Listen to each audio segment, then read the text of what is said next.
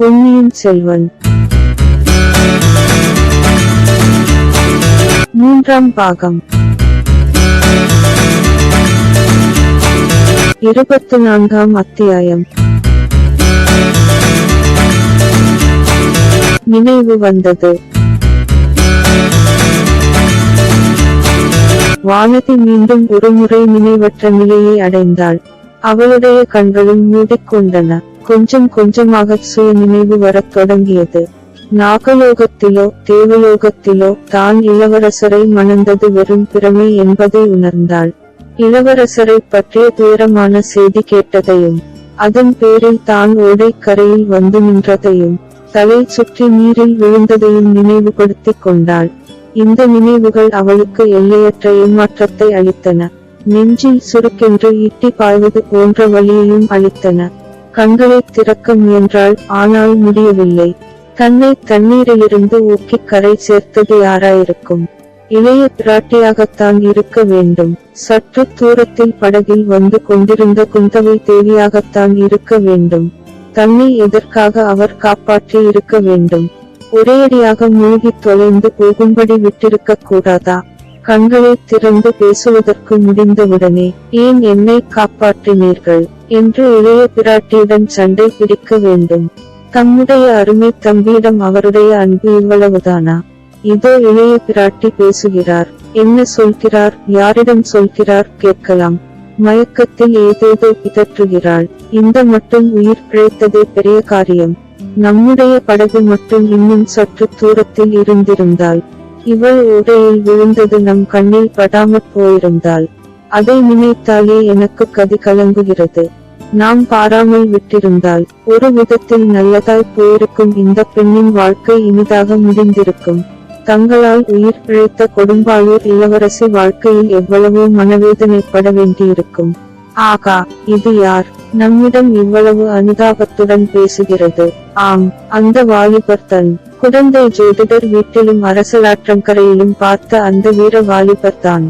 இளவரசர் கடலில் மூழ்கிய செய்தியையும் அவரே கொண்டு வந்திருக்க வேண்டும். இன்னும் இவர்கள் என்ன பேசிக்கொள்ளப் போகிறார்கள்? கேட்கலாம். கண்ணை திறக்க முடியாவிட்டாலும் காது நன்றாய் கேட்கிறதல்லவா?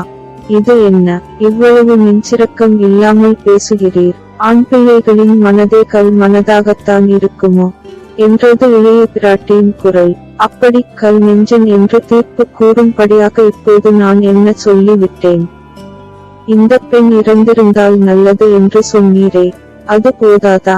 எவ்வளவு சிரமம் எடுத்து இவளை நான் வளர்த்து வருகிறேன் தெரியுமா? இவள் பிதற்றிய வார்த்தைகளை தாங்கள் கேட்டீர்களா? உம்முடைய செவிகளில் என்ன விழுந்தது? இளவரசரை மணந்து கொள்வது பற்றி ஏதோ சொன்னதாக காதில் விழுந்தது. ஆம், நினைவு தெரியாத மயக்கத்திலே கூட அவளுடைய வாய் அப்படி முணுமுணுத்தது. இளவரசர் மீது ஆசை அவள் உள்ளத்தில் அப்படி வேரூன்றியிருக்கிறது. அந்த ஆசை இந்த பெண்ணுக்கு நல்லதல்ல.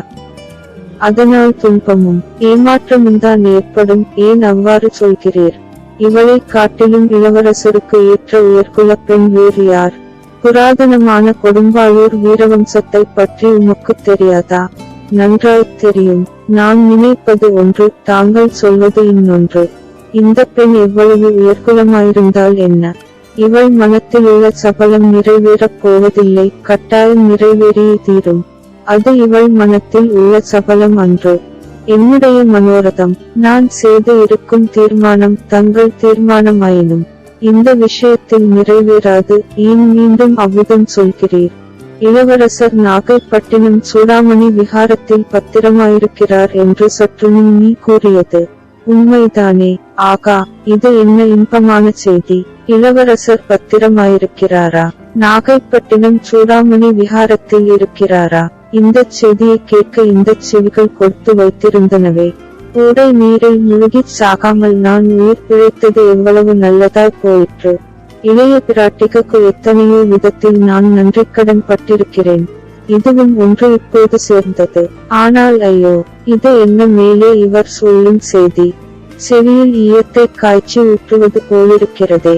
அம்மணி, இளவரசர் பத்திரமாயிருக்கிறார் என்பது உண்மைதான். அதனால் இவளுடைய ஆசை நிறைவேறும் என்பது என்ன நிச்சயம்? இளவரசர் இந்த பெண்ணை மணந்து கொள்ளமாட்டார் என்று நான் நினைக்கிறேன். நீர் எதை வேணுமானாலும் நினைக்கலாம். இந்த உலகில் நான் இட்ட கோட்டை தாண்டாமல் என் பேச்சை தட்டாமல் நிறைவேற்றக்கூடிய ஓர் ஆண்மகன் இருக்கிறான். அவன்தான் என் தம்பி அருள்மொழிவர்மன். இளவரசி, அத்தகையவன் நானும் ஒருவன் இருக்கிறேன். பின்னர் என்ன எனக்கு குறைவு? என்னுடைய எண்ணம் நிறைவேறுவதற்கு என்ன தடை?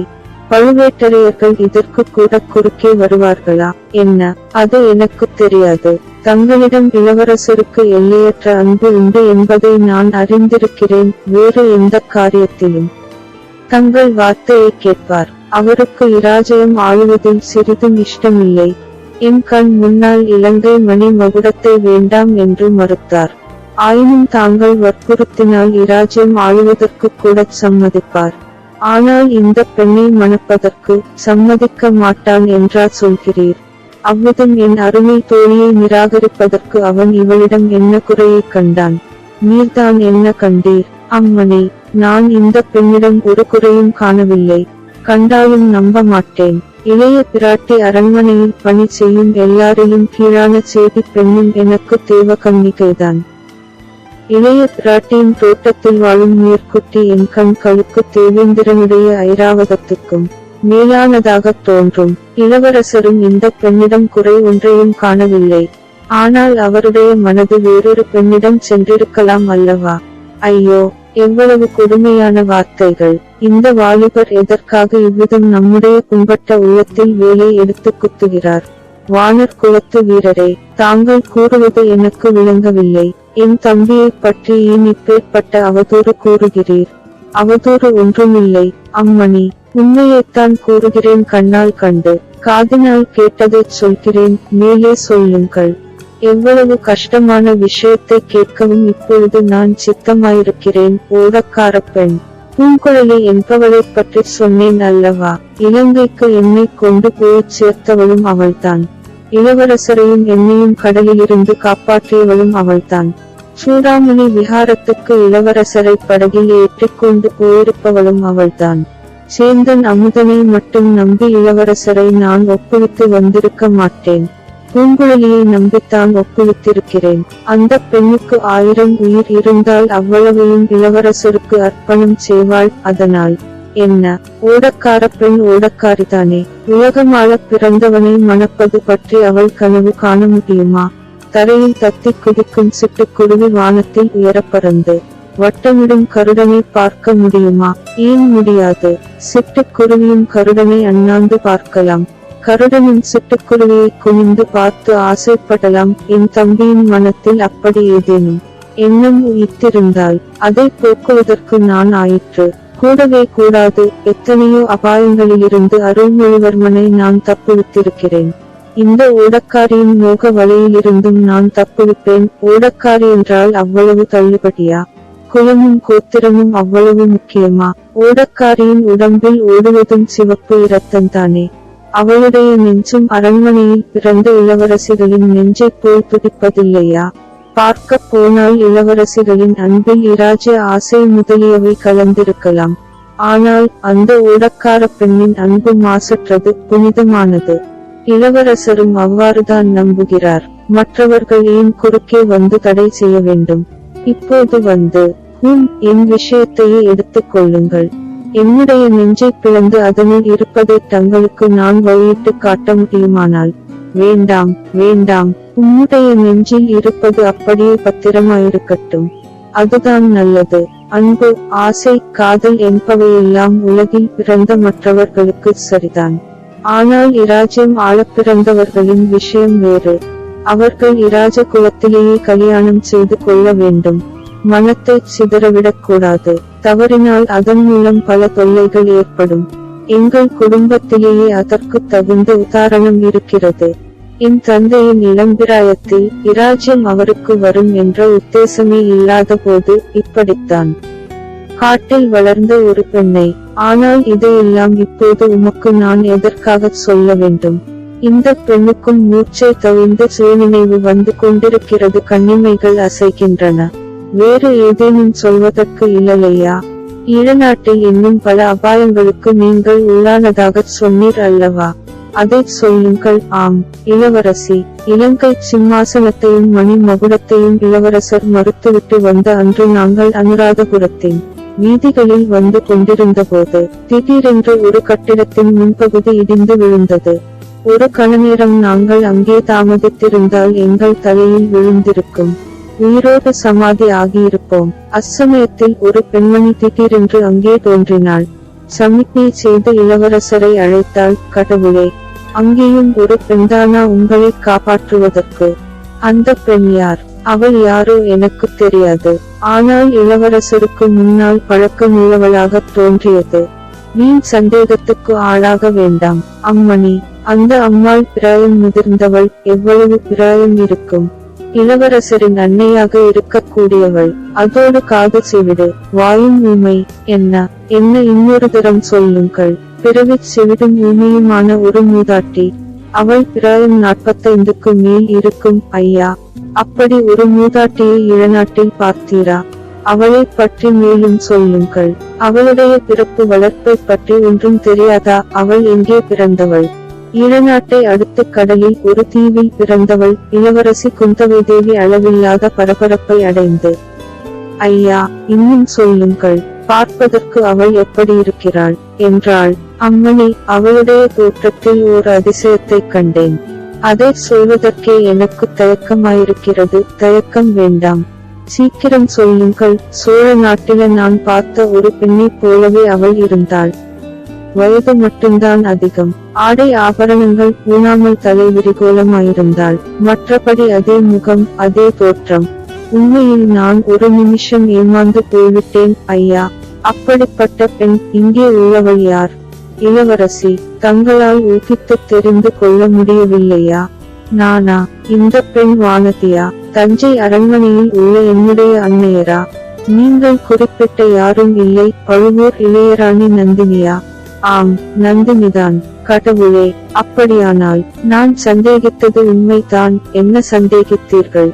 விஷ நாகத்தை விட கொடியவள் என்று எண்ணி நான் வெறுத்தவள் உண்மையில் என் தமக்கையாக இருக்கலாமோ என்று சந்தேகித்தேன். அது நிஜமென்று தாங்கள் சொல்வதிலிருந்து தெரிந்தது. விதியின் கொடுமையே கொடுமை. இதிலிருந்து குலம் கோத்திரம் தெரியாத ஒரு பெண்ணை அரச குலத்தைச் சேர்ந்தவர் மணப்பது எவ்வளவு பிசகு என்று தெரிகிறது. அம்மணி, நான் அவ்விதம் குலம் கோத்திரம் தெரியாதவன் அல்ல. எங்கள் மூதாதையர் 300 வருஷங்களாக செந்தமிழ் நாட்டை ஆண்டு வந்தார்கள். சேர, சோழ, பாண்டியர்களை சிறையில் அடைத்தார்கள். இன்றைக்கு எனக்கு இராஜ்யமில்லாத போதிலும் என் கையில் வாள் இருக்கிறது. என் தோளில் வலிமை இருக்கிறது.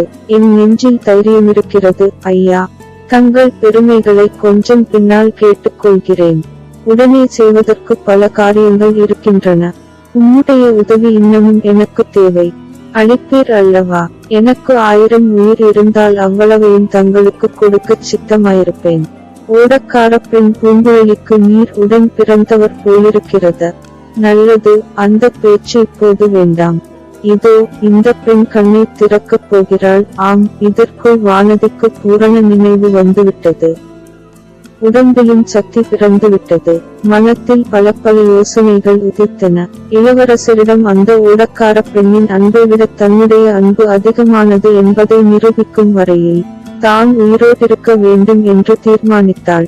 அத்துடன் தஞ்சை அரண்மனையில் சக்கரவர்த்தி படுத்திருந்த அறையில் அன்றொரு நாள் இரவு தான் கண்ட காட்சியும் கேட்ட புலம்பலும் நினைவுக்கு வந்தன. அவற்றின் பொருளும் ஒருவாறு விளங்கத் தொடங்கிவிட்டது.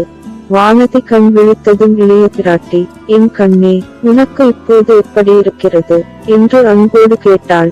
எனக்கு ஒன்றும் இல்லை அக்கா. தங்களுக்கு தொந்தரவு கொடுத்துவிட்டேனே என்பதை நினைத்தால்தான் சங்கடமாயிருக்கிறது என்றாள். அச்சமயத்தில் ஆழ்வார்க்கடியான் பிரவேசித்து, நானும் தொந்தரவு கொடுக்கத்தான் வந்திருக்கிறேன் தேவி. அரண்மனை வாசலில் ஒரே ஜனக்கூட்டமும் குழப்பமாயிருக்கிறது. இளவரசர் கடலில் முழுகிவிட்டது பற்றி ஜனங்கள் ஒரே ஆத்திரமாயிருக்கிறார்கள். தாங்கள் உடனே வந்து சமாதானம் சொல்லாவிட்டால் விபரீதம் நேரலாம் என்றான்.